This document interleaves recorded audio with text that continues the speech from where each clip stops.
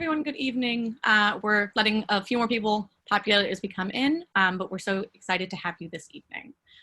My name is Jackie and I'm with Greenlight Bookstore, and I'll introduce our lovely panelist and our future author, Leslie Kern, in a little bit. Thanks so much.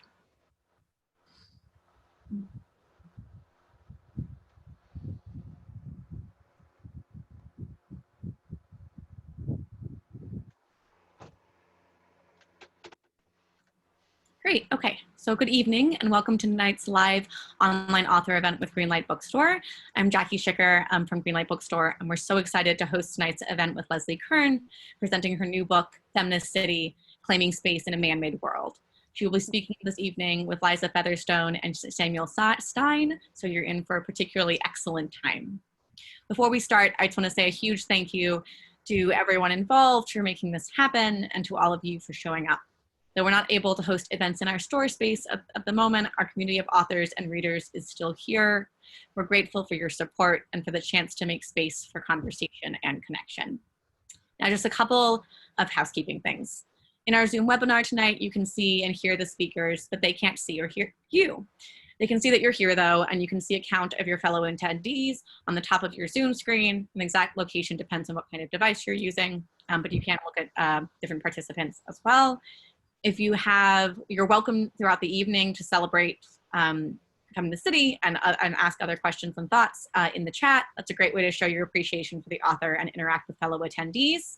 If you have a specific question you'd like to have answered by the author, please post the question in the Q&A module. You'll find it at the bottom of the screen next to chat. It looks like two little talking bits. You can find it by clicking on the icons that look like two speech balloons. We'll be pulling up questions only from the Q&A to be answered in the later part of the program.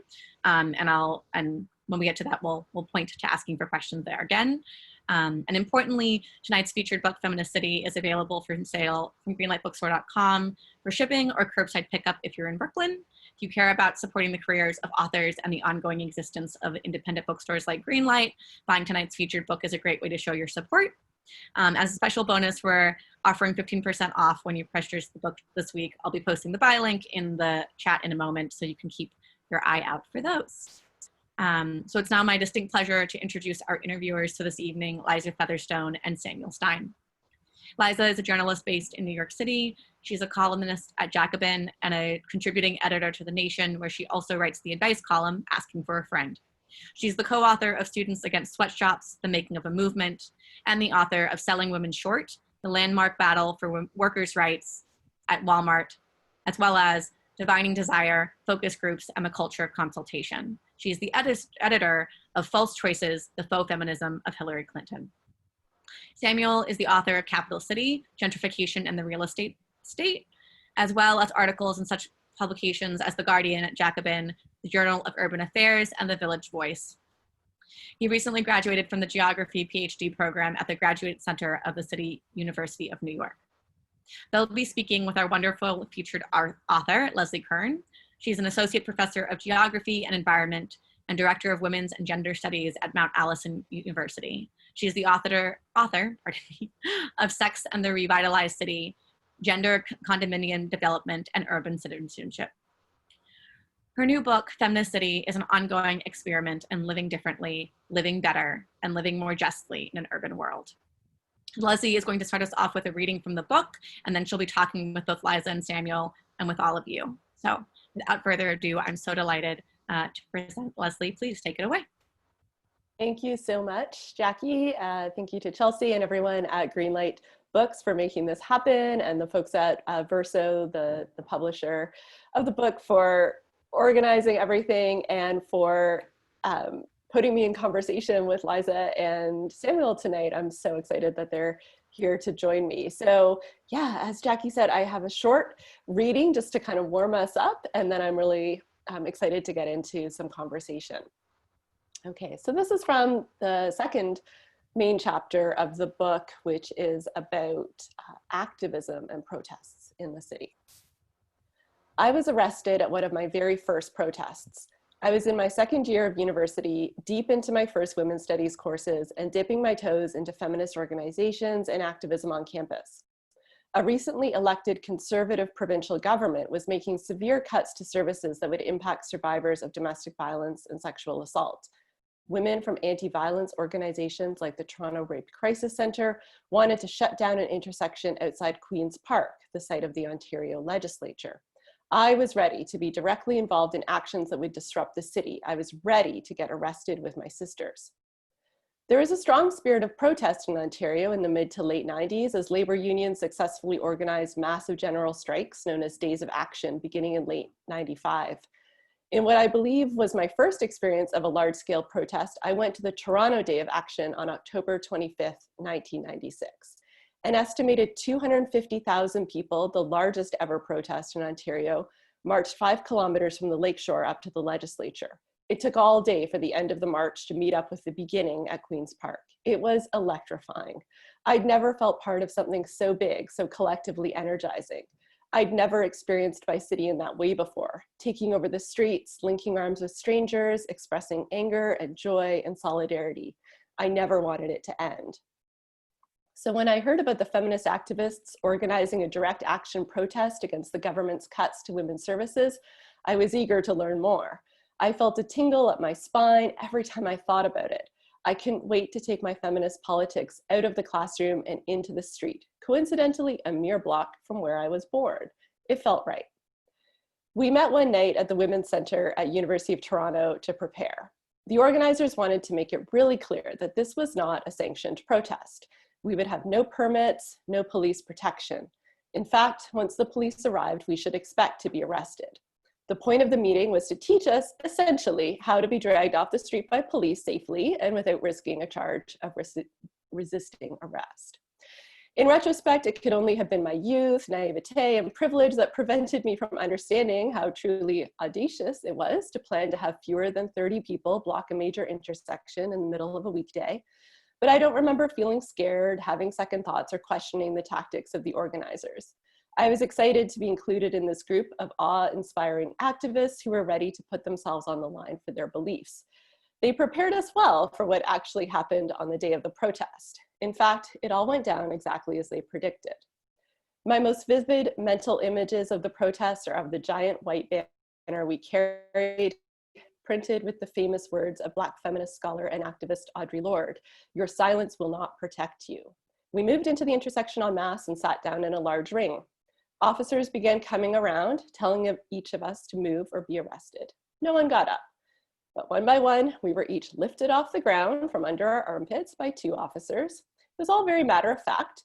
We were hoisted over to the police wagon, photographed, formally arrested, searched, and placed inside.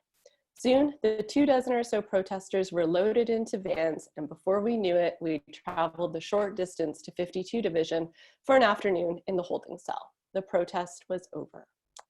Okay, that's the end of my prepared reading for you there, a little trip down memory lane for me, and something that I think a lot of us are thinking about right now, protests taking to the streets and what that means for our cities.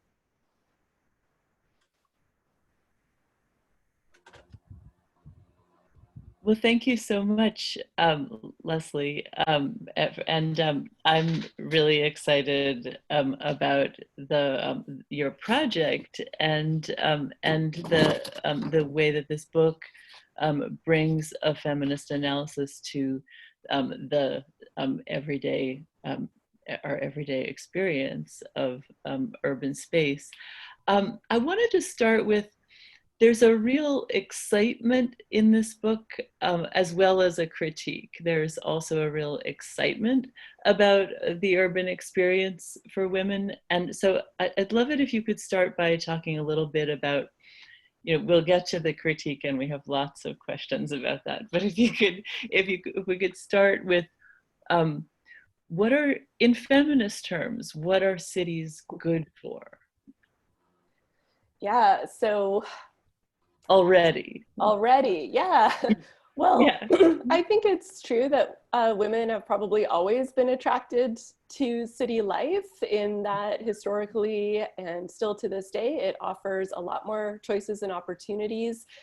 and experiences that are much less available in rural settings, small town settings, and even the suburbs. So the opportunity to live your life in a different kind of way, to maybe not get married or have children, to have a career, to be in politics, to be an artist, to live a non-traditional lifestyle, whatever that looks like, has been much more available in cities.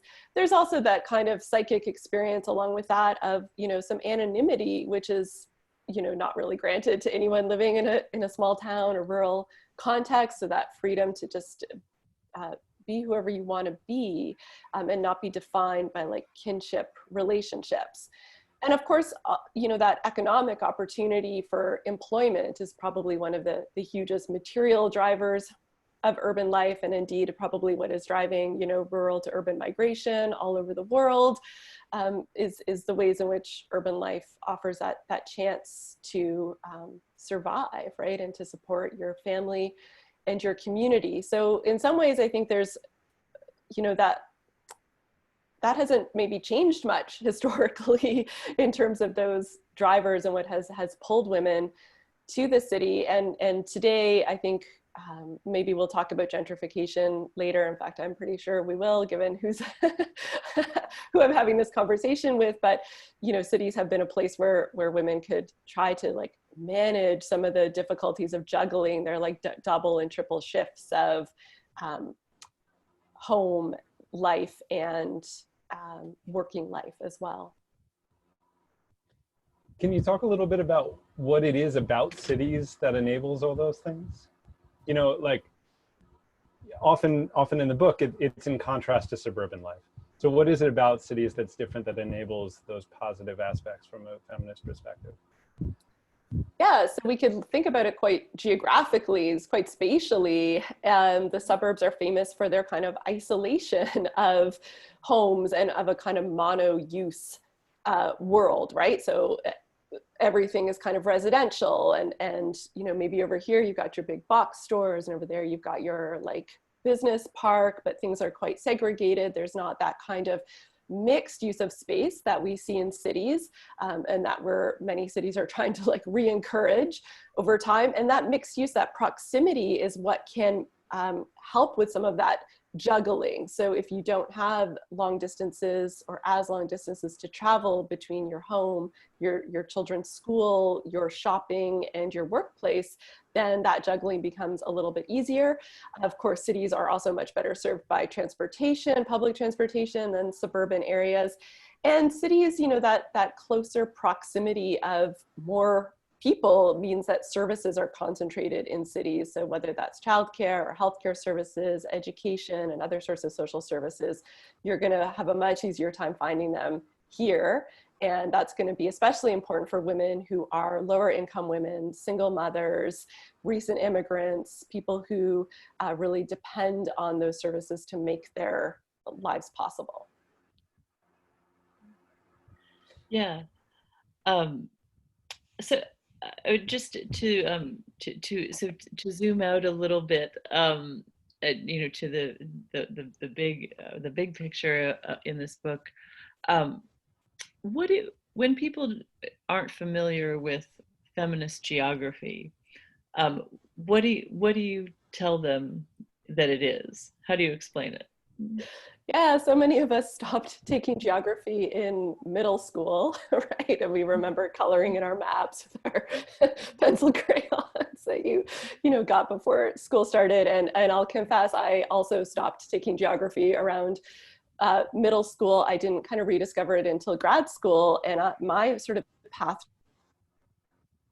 towards it was through first women's studies and being feminist and being interested in power, being interested in sexism, being interested in discrimination and in an intersectional view of power. And when I was kind of introduced to adding a geographical lens to that, it was like, oh, here's this whole other dimension of understanding power and of understanding gender relations. So for me, feminist geography in a nutshell is about having a gender lens on the environments around us, both our built human-made environments and also our relationships with the natural world. And it's fundamentally about power, understanding how power is operating in and through these spaces. We were wondering if you could maybe like call out the name of a particular feminist geographer whose ideas were important in the formation of the book, and also a feminist urban activist who inspired some of the ideas and stories in it. Oh, that's a great question. Now I'm going to feel like on the latter, it might be a group. I mean, you discussed some really compelling groups in the last chapter. So, yeah. Well, one of the people that I write about in the book, who, well, is a planner, architect, critic, was Dolores Hayden, who wrote several books over her lifetime dealing with all sorts of urban issues, but of particular importance to me in my kind of journey to understanding feminist urban geography was her work on the suburbs, where she talked about the ways in which the suburbs are not like sort of this accidental, like, oh, we just need more space, we'll just grow in these directions. But she really like clearly broke down the ideological underpinnings of the suburbs, including their gendered dimensions, you know, how policy shaped them and their ongoing impacts, particularly on women's lives. So she has been a really important influence on my work over time. In terms of women's activism in the city, I mean, yeah, I think back to my experience with those women that I got arrested with back in the 90s, who were, you know, just anti-violence workers who spent their time, you know, answering hotlines and like doing, you know, court visits with women who had been sexually assaulted, and like these very everyday kinds of responses to violence against women and to women's needs in the city. And many of them were working in that industry for like decades, right? And I was someone who kind of, you know, was there in support in terms of like actions and so on, but the people doing that everyday work of trying to like address that trauma of violence, I really admire the work that they do and did and continue to do. So speaking of that, actually, could you talk some about how fear of violence shapes women's lives in the urban settings, and also what implications this has? Yeah, so, you know, this has been a really large topic in feminist urban geography, to be sure, and was one of the first topics that brought me to the field, was thinking about women's experiences of fear versus safety in different sorts of environments. And you know, I think we can start just from that very like personal experiential level, where most women, if you ask them to tell you about fear and safety in cities, will have this like laundry list, this like checklist of things that they do, sometimes very unconsciously because it's so ingrained, we're so socialized into it, to take care of their safety on a day-to-day basis. And often these are things that men have never thought about, even though men do experience violence in urban spaces. So everything from, you know, making sure that your like cell phone is charged and on and in your hand, texting your friends when you're on your way somewhere and when you get home, the mode of transportation that you choose, the time that you go out, what you're wearing, you know, this long list of things. And we come to take it for granted. There's a lot we could say about that, but from an urban geographer's perspective, one of the things that I try to point out in the book is that this really has like material consequences on women's lives. It could impact what job you take because of where that job is and how you have to get there and what time of day it starts and ends, right? It impacts your social life in the city. It impacts the kind of opportunities that you take up. And it's just like this burden, right? This burden of time and energy and sort of psychological pressure that is always there. Again, sometimes we don't even realize we're carrying it until maybe you don't have to, or until you talk about it with somebody else. So I don't want to, you know, ever say that women are like constantly always in this state of fear, because women, we go about our lives in the city. People get up, they go and do the things that they need to do. But it is like this low grade awareness that we very rarely can completely, you know, shelve and put away. Mm-hmm. Well, and as you point out in the book, it's a little bit it's a little bit complicated, right? Because this fear really gets in the way of women's sense of autonomy in the urban space and sense of belonging, sense of that this is a space for us. And at the same time, it's, I mean, it's a bit of a displacement, as you argue, that that in fact the worst threats of violence to women come mainly from the private space and not the public space, like the home, or on a date, or those are the situations in which you're most likely to encounter violence as a woman. And it's really to be a white woman in urban public space isn't really all that dangerous, as as you acknowledge in a sort of polite way in the book. And I guess I can, and so the but at the same time, as you also discuss, these sort of this fear has some political implications for other people other than white women. Can you talk a little bit about that? Yes. I mean, the things that are done in response exactly to white women's fear of violence in the urban setting have a lot of implications for other people. Yeah, absolutely. And I'm going to dive into that, but I'll just point out, because you raised it so nicely, this idea of like a displacement of fear. So these things that was your idea. That was from your book. Yeah. You phrased it very nicely. Yeah.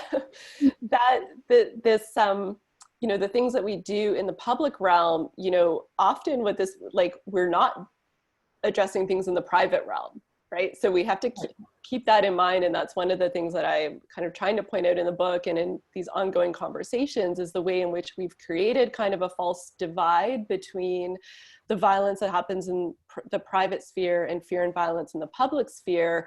And I think in many ways, cities have not been actively involved in work against domestic violence. In some cases, it's kind of like these are separate sectors and separate issues, but actually they're totally interconnected. So when we're focusing all our energies on the public sphere, we're kind of I would say kind of deliberately ignoring the private sphere.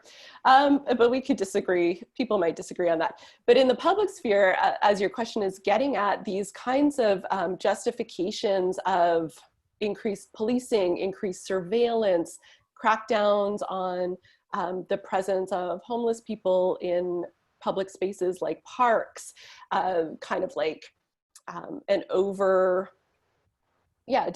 policing, both by the police, but also by private security forces and just private citizens of public spaces, sometimes is done in the name of, well, these spaces are fearful for women. Women feel afraid. Women need more lighting. Women, don't want to feel alone in public spaces. Women find,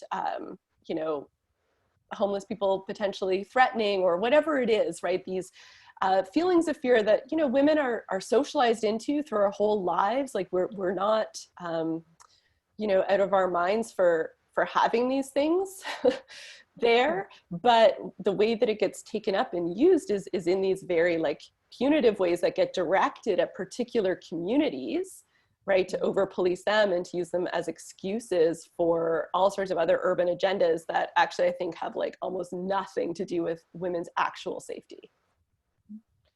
Right, and there's a strategic deployment of which women also, to in the name of protecting some at the expense of others. And you have a really great section in the book where you talk about how this plays out in the political economy of neighborhoods. And I think that's largely the subject of your last book, also Sex in the Revitalized City. And you have a great story that leads you into an analysis about the Junction neighborhood and Dundas Street specifically.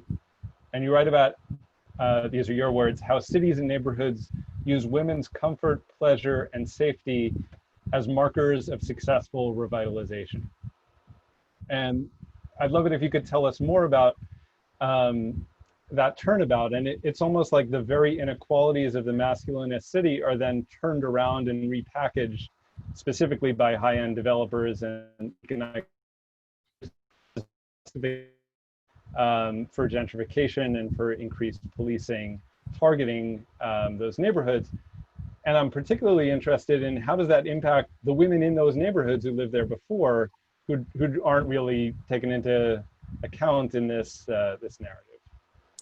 Yeah, so a lot of the things that if you look at, a gentrifying neighborhood and you kind of did a little like survey of the businesses that are there, you're going to find cafe, boutique, boutique.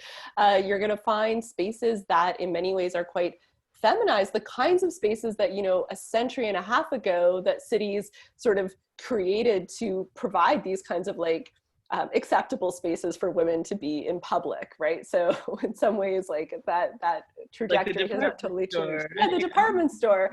So we have fewer department stores now, which again could be kind of an equity concern that we could talk about too. But you would find like home furnishing boutiques in these gentrifying neighborhoods and these sort of cozy spaces that are comfortable for women and sometimes are directed at mothers or parents and your baby boutiques and these sorts of things.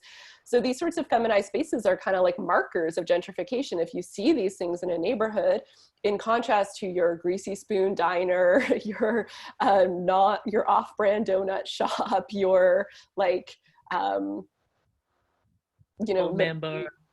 Yeah, your old man bar, even your like adult bookstore, video store, to the extent that those still exist in the internet age, like these kinds of things that are seen as being like kind of hostile to women. In some cases, they might be not that friendly to women, but those signs of gentrification are also these tend to be bound up with some elements of feminization. But yeah, as Sam points out, like we're not talking about the women who live in those neighborhoods. And I think what we see with gentrification is that those benefits of city living that we talked about right at the beginning of the conversation, like being close to all the things that you want and need, good public transportation, your coffee shop, your workplace, a school, a park, playground, those are now concentrated in areas that are really unaffordable for most women, and people are getting displaced.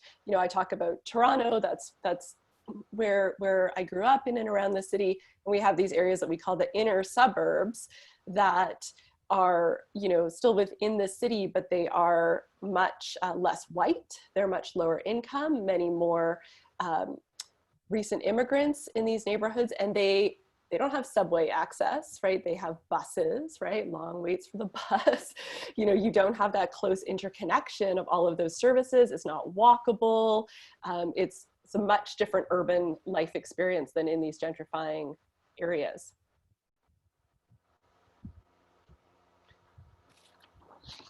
And the system is designed to ensure this. I mean, that's the most maddening part is like, we demand these services, we demand these expansions of public utility, etc. But in the absence of public land and strong rent control and all the rest, it gets translated into this machine that makes it more expensive and exclusive. And I think what you do a great job is showing the gendered lens in which that's sold to the public, but also the gendered forms of discrimination it ends up engendering. There were spaces there that were in fact comfortable for working class women who lived there before that are displaced to make room for spaces that are explicitly sold as spaces for women, but with the implicit assumption that you have to, earn more than this much to walk in. Yeah. I look back at the junction, and it's been a little while since I visited, but there's a women's shelter across the street from what was a vacant, it was businesses, and then it was a vacant lot for a long time, as these things go, and then it was condominiums, and you just can't help but think, like, how long is that women's shelter going to survive in that space, right? Like how, you know, I talk a little bit about, you know, even some like just very small spatial conflicts over whether there's like a bench in front of a cafe that women from the shelter sit and smoke at. And, you know, women coming into the cafe with their babies are like, oh, I don't like this smoking, right? So these things that we don't think of as like having to do with gentrification, like whether you smoke or not, end up becoming like tied into this, right? Like who are the healthy bodies, who are the desirable bodies that we want and who are not, and you can be marked by that, you know. It's not because you're poor or homeless or you know, a violence survivor. It's because you're smoking. That's the only problem that we have here. But that's somehow acceptable because we've come so far in society to be like, smoking is bad. So now we're like, well, yes, clearly we must not allow smoking in this space. Never mind what this means for, you know, the very limited access to any public space that women in that situation have. Yeah. Yeah, that was a really powerful, that's a really powerful example. The cafe that makes the new young mothers in the neighborhood feel comfortable has to displace the place where the homeless women smoke. I mean, it was just like one of the moments in the book that I was just like in awe of what a great example that was, and very sad and very resonant to all of us who live in urban environments. You give some great examples in your book about how urban space fails to make room for mothers. Can you just discuss with our audience some of those? Sure. So this was kind of my first, like, before I knew of the term feminist geography, my first like embodied kind of encounter with the idea that the city itself might play a role in gendered exclusion was in my own experience of being pregnant and then being having a newborn baby in the city of London, and then moving back to Toronto when she was a few months old, and suddenly feeling like this city that, you know, based on the relative privileges that I had of, you know, white skin and able-bodiedness, oh, you know, you're mobile, you can move through space, and yes, there are some, you know, fears and hazards in that way, but that's about people, that's not about the space, right? But then when I was like trying to navigate the city with a stroller, with a young child, it suddenly was like, oh, this space was not designed for you and nobody cares. And in fact, the message that you're kind of getting implicitly and explicitly is you shouldn't be trying to use the city in this way at this time in your life, right? And I talk a little bit in the book. There's one example in England where, you know, a woman kind of like sits down on the floor of a train carriage. She's pregnant, no one will give her a seat. And the train line's response was like, well, you probably shouldn't travel during rush hour, right? Like just that assumption that rush hour, yeah, that public transportation is for your breadwinner commuter, like this totally 1950s kind of idea, right? Like that somehow women shouldn't be traveling on the train at rush hour. But that is also the very like visceral experience that you have if you try to do that. You know, people look at the stroller as if it's like this like hostile weapon that you're trying to, you know, attack them with, and so yeah. And I mean, I think we can connect back to this conversation on gentrification, because we're seeing some of the more like parent-friendly types of things are of course connected to wealth and privilege in cities. But if you're still like trying to take that bus with your stroller and all of your shopping and your toddler, like you're not going to find a very woman-friendly experience there. Yeah, that's I remember when I had a child of stroller age, I would keep in my head a map of all of the subway stations that had elevators, because there are only a few. And I remember, and similar to the connections you draw in your book, I remember one day realizing this is like disabled people must really have a hard time getting around the city, which as an able-bodied person, I had just not experienced before. Yeah, exactly. And, you know, when I talk about, mothers, people with strollers, parents, you know, part of that conversation is about like, well, if you care about accessibility, right, then you're widening the availability of the urban environment to all sorts of different groups of people, right? You're opening up possibilities, because certainly, you know, sometimes we might question like, well, does, you know, changing the physical environment really change social relations? Well, in the case of disability, it certainly did, right? Like the movements for accessibility in public spaces and public buildings, you know, was absolutely crucial for wider movements for acceptance in anti-ableist movements. And of course, that work is not complete, but like you change the physical environment and you do start to also change social relations. It's not a, you know, just a one-way top-down thing, but it's part of the picture. Yeah. And you talk a couple of points about the mismatch between the shape of the city and the needs of many women in the city. Transit is a specific example that you give. Can you talk a little bit about the mismatch between the transit systems we have in many of our cities and the needs of women versus the men they were designed for? Yeah, so some of the earliest kind of feminist geography research that was done in like the late 60s and 70s was this kind of time geography where they would like map out how people move through their days, right? And oh, they found when they talked to women like this, oh yeah, women don't like move through the city in this linear, like 9 a.m. you commute in this direction, and at 5 p.m. you commute out in that direction, and you go in kind of a straight line and you don't stop and you don't move. Women's experience was like much more whoo, all over the place, right? They're taking kids to school, they're doing the shopping, they're going to their own paid employment, which is probably less likely to be 9 to 5 in some cases, or less standardized than a lot of men's employment has been historically. And so their journeys were much more complicated, and transit systems were just like not really set up to handle this, right? We know that like most transit is sort of flowing in one direction at one time of day, or the connections are difficult to make, or you have to pay multiple times to get on and off systems, or if you're coming from the suburbs, you're taking like 2 different systems. So it really adds to that kind of burden of time that people are experiencing. And then added onto that, you know, and this is something that I found when I was looking at just examples around public transit from cities all over the world, women experience so much harassment and actual violence on public transit systems that it's absolutely outrageous, right? And we know of like extreme cases of violence that make international headlines, but it's also just like a day-to-day experience for everyone from school children taking public transit to school to, you know, all sorts of women. So that is like an ongoing problem that transit systems are still trying to grapple with.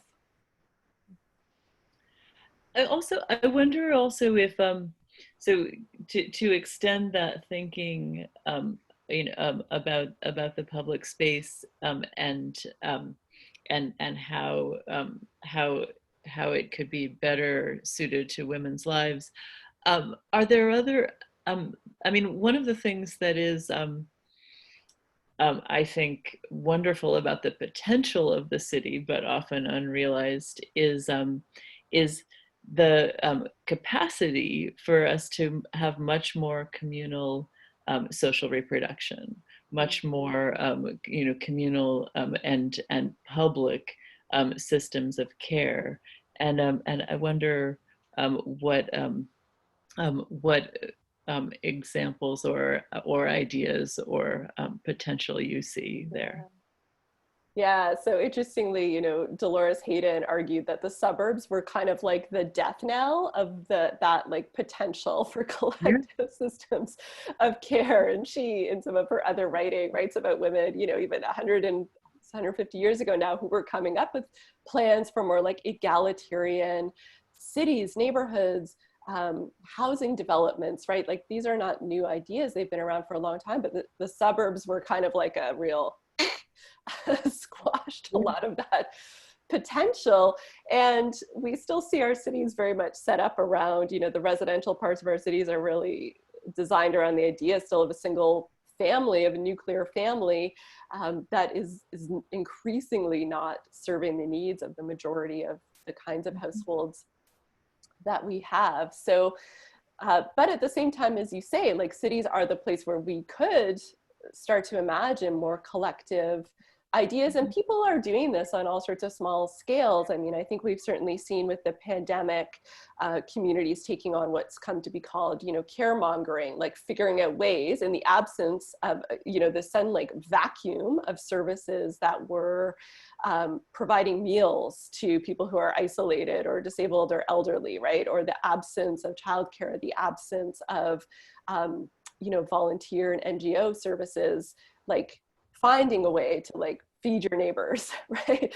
Finding a way to create activities for children, finding a way to, be in nature, finding all of these opportunities to do that. And in some ways it's like a rediscovering of ideas that have been around for a long time, and it remains to be seen. I think this is one of the great kind of like COVID and post-COVID challenges, is how we can reshape our cities around prioritizing care work. Like if we really think it's essential, like if we actually really believe that, because it's been stripped, the norms of how we do it have been stripped away, like, are we going to make our cities actually reflect and prioritize that?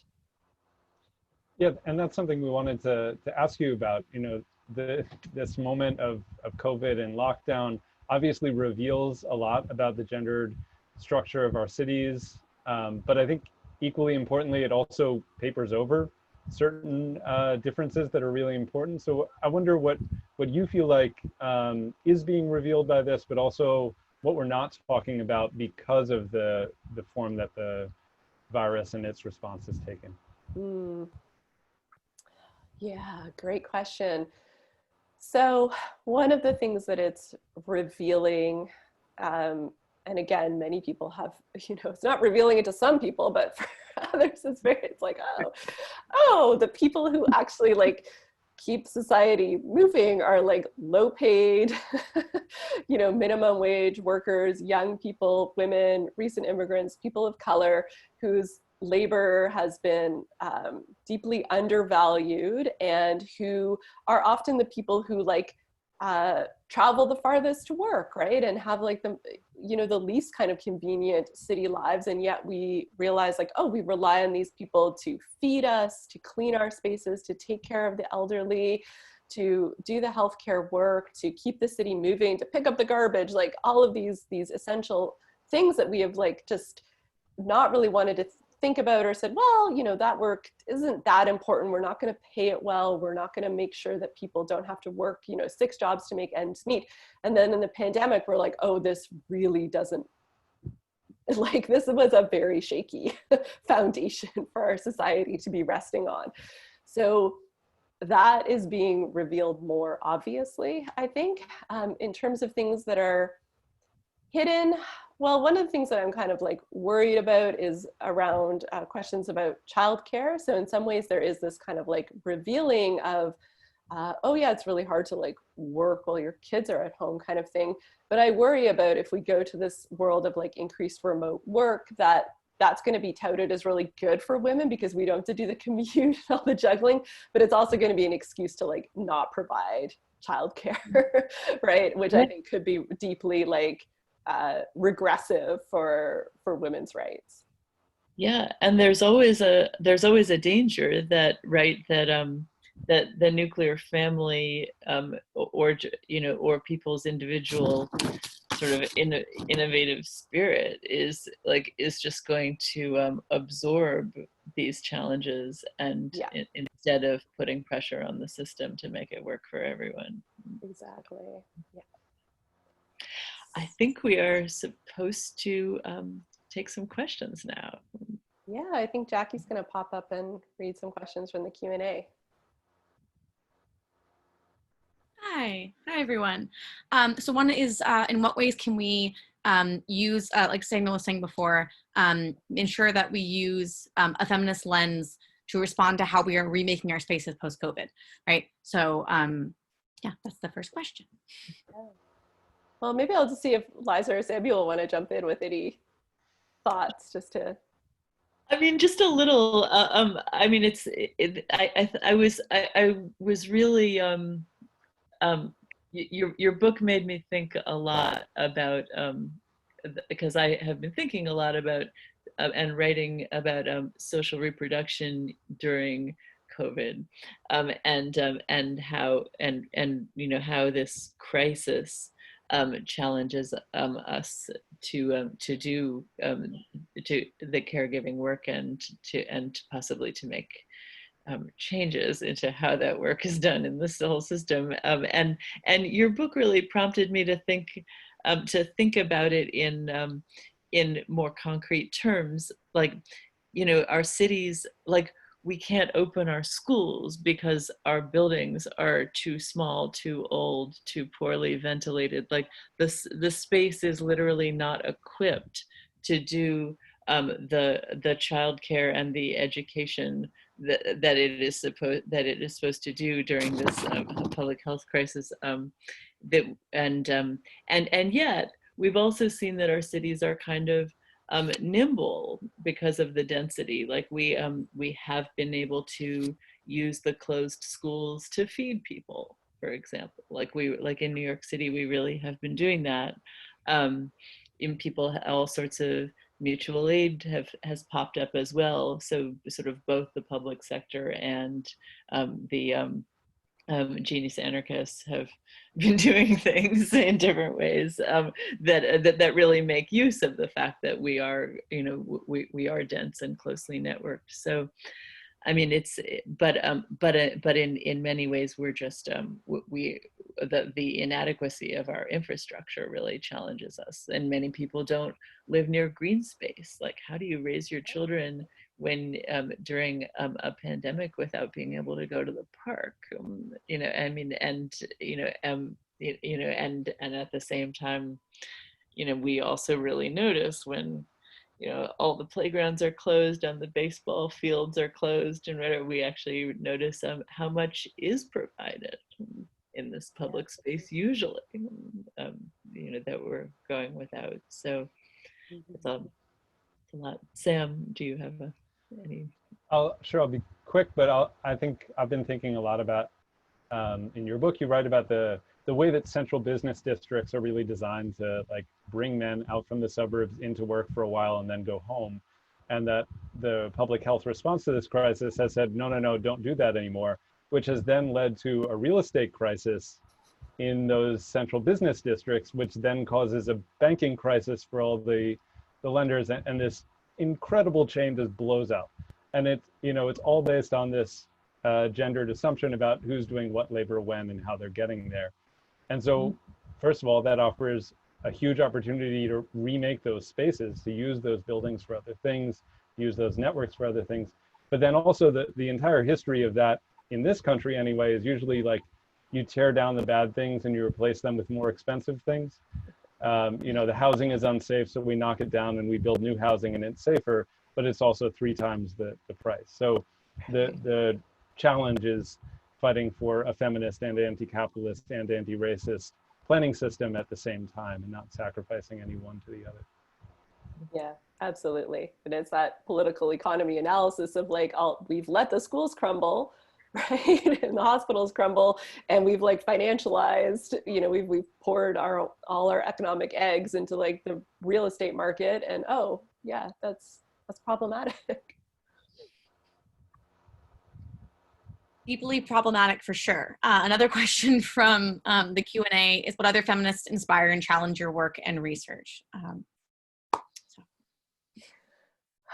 Great question. So I'm continually challenged by the sort of abolition work of people like Angela Davis, who, like, have been reading since those early women's studies days in the 90s, and still to this day, her analysis of these connections is really pushing me. I think obviously we're in this resurgence of Black Lives Matter moment, and in the book I do take what I think is an anti-policing stance, but it should be like a clearly abolition stance, that a feminist city is not, like, congruent with the police state and the prison industrial complex. So people like Angela Davis, the leaders of Black Lives Matter, like, those are some of the people that really push me to especially these, like, thorny questions about, like, safety in cities and the ways in which women's safety and the real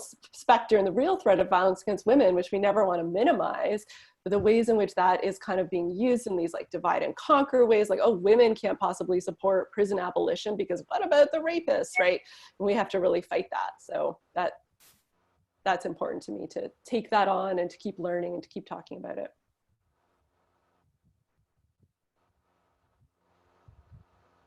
Okay. Another question, can a feminist city exist without feminist leadership in the city governance? I mean, probably not on a large scale. You know, I do try to say in the book, like, there's little pockets of the feminist city happening all around us all the time. So it's not just a question of like, oh, bulldoze the whole thing, that we can look to examples of just what people do on an everyday basis and what people have like always done to live differently, to construct their social and economic relations differently. And we just often don't even see it. It's like very invisible to us, because we're just not like trained to notice these non-capitalist sort of interactions or to not value them, but they're there. But in terms of city leadership, I mean, I think at the end of the day, you know, governance might not save us, but you have to have more diversity at those conversations, because that, you know, we're just going to keep doing things in the same way if we don't have different people asking those questions.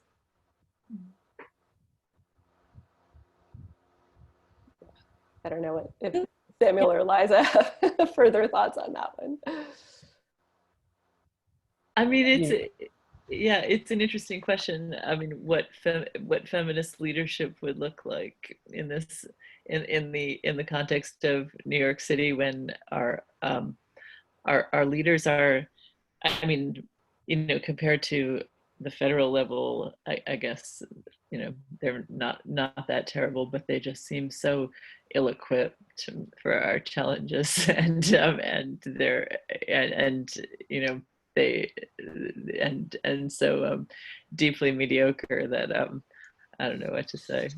Yeah, I mean, we have some pretty shitty people who espouse feminist politics because they have to, because that's part of the politics of our city. And some of them are like extremely not feminist, like Michael Bloomberg or something, who knew what to say when he was running for mayor, but we all know what his behavior and ideology is.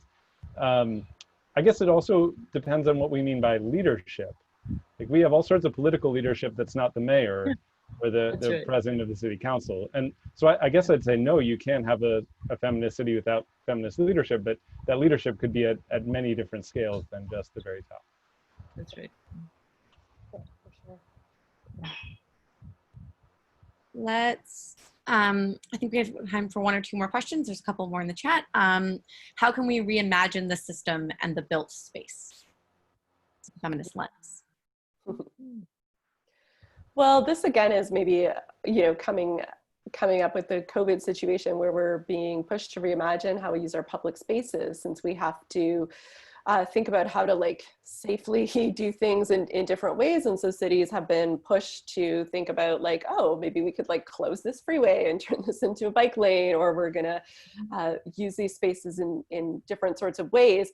And of course, if we don't do that with an equity lens, then we're going to kind of end up reproducing the same sorts of access and inequality issues, or like over-policing issues, and even potentially violence in those spaces. But at the same time, there is this moment where we could think about like, oh yeah, it's really important to have access to public space. We know this because we all want to get the hell out of our houses.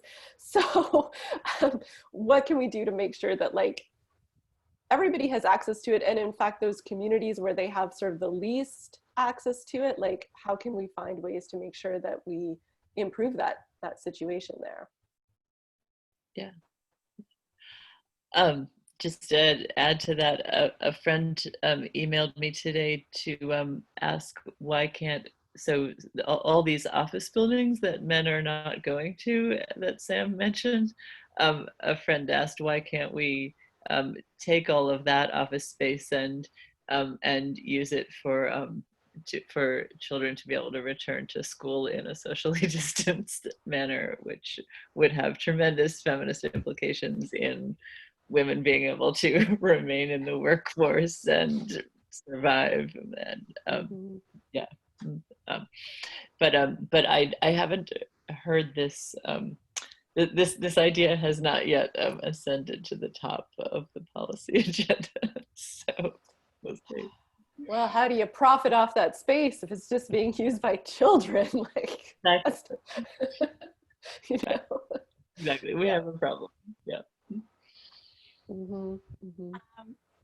I have one more question in the Q&A if you would like to hear it, and then we'll wrap up. I think this has been a really enriching and informative discussion, so I'm thanking you on behalf of all the people in the chat and all the Q&As, and also, of course, on behalf of the bookstore. So for our final question for the evening, what thoughts do you have on women's labor and the wage gap in cities during COVID and that work's importance? Women are, given that the women are the majority of essential low-wage workers.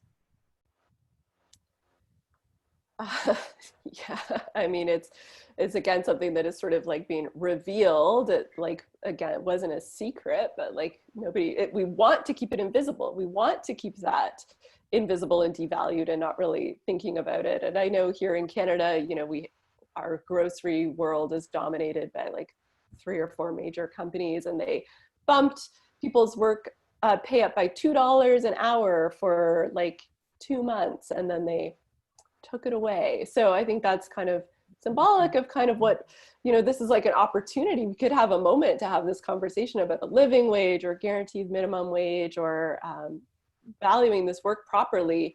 But I worry that moment is slipping away.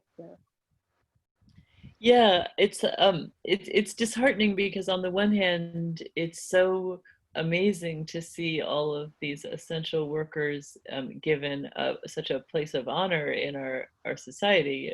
Many, many of them women, and it's sort of a place of honor that we usually only reserve for people who have unfortunately been conscripted by our government to go and kill other people in foreign countries, right? I mean, we usually only give large outpourings of public love and respect to veterans, right? Rightly or wrongly. And so now we're seeing this sort of respect and public love extended to all kinds of workers doing vital life-giving work. But it is really not translating into any kind of equity or justice or even safety for those workers. I mean, as you note, I think some of our U.S. Supermarket chains refer to that bonus that you mentioned as hero pay, and they're already taking it away, you know, and it's just like a little bump towards a living wage for those workers. It's just absolutely enraging. Yeah. Right, and I don't know. So I've heard a lot of like pushback against the terminology of essential workers because we don't pay them like they're essential, which is true. But that's where the organizing comes in, and that's where labor organizing can be the most feminist thing you could possibly do. And then also maybe we should use that rhetoric to then classify a lot of other things as non-essential. And that hasn't quite happened yet, but like that the people who are paid quite a bit actually do non-essential work. Yes. Yes, absolutely. It's a great point. Maybe frivolous. How about frivolous work? Yes. Frivolous, yes. Yeah, most of the finance sector, frivolous work. That would be a good place to start. Mm-hmm. Yeah. That's quite a statement, frivolous as opposed to I'm might be behind it. Thank you all for really a wonderful, fascinating conversation about what we can do in the future, how we have behaved in the past. So Samuel Stein, Liza Featherstone, and Leslie Kern, thank you so much for informing us and educating us a little bit more as a community. Leslie, congratulations on the publication of a really fascinating, excellent read. As you can see down in the chat, you can still buy the book, so absolutely do. There it is, a good view from Samuel right there with it. And we will close out the evening. So much. Thank you. Thank you, everyone, so much. Thank you. It was great to talk to everyone. Thanks for the questions and for hosting us. Thank you. Of course. Have a wonderful night. Thanks very much. Good night.